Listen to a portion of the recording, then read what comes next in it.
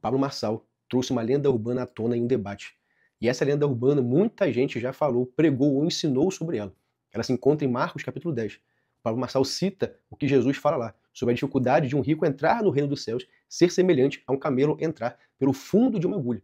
E o Pablo Marçal disse que esse fundo da agulha não era uma agulha em si, mas era uma fenda nas muralhas de Jerusalém, da cidade de Jerusalém.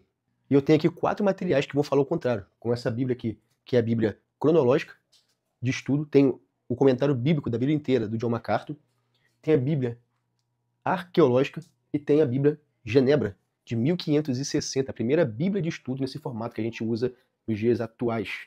Ou seja, em todas essas fontes que eu te mostrei, isso não passa de uma lenda urbana, de algo que não é verdade.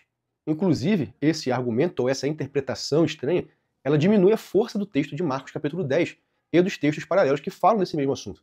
Porque Jesus não está falando de dificuldade, ele está falando de impossibilidade. Sem falar do problema da mentalidade dos discípulos e das pessoas que estavam ali no contexto de Jesus. Porque para eles, se uma pessoa era rica, ela tinha muito mais acesso, muito mais facilidade à salvação do que o pobre. Uma vez que ela podia dar mais ofertas, fazer mais sacrifícios, ajudar mais os pobres, dar cada vez mais esmolas, ofertas cada vez maiores e tudo mais. Então, para eles, poxa, essa pessoa tem mais acesso do que eu, que não tenho condições financeiras de sustentar tudo isso, de ajudar tanta gente. E Jesus fala que, na verdade, é o contrário. Essa pessoa está tão apegada à questão da salvação pelas obras ou pelos seus próprios méritos que ela dificilmente vai conseguir enxergar a graça de Deus na sua vida. É por isso que lá em Efésios a Bíblia vai dizer que a concessão da salvação é por meio da graça e não por meio das obras, para que ninguém se glorie.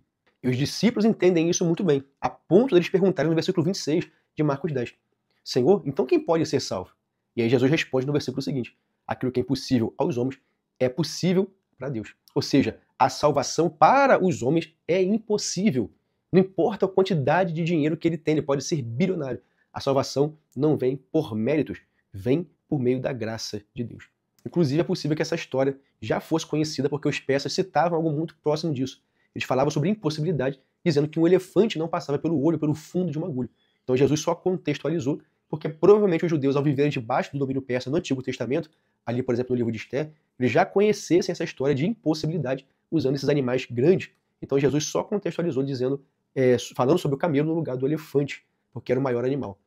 Então, por maior que a pessoa seja, ou por mais recursos que ela tenha, a salvação ainda é pela graça, e não pelas obras. Deus te abençoe.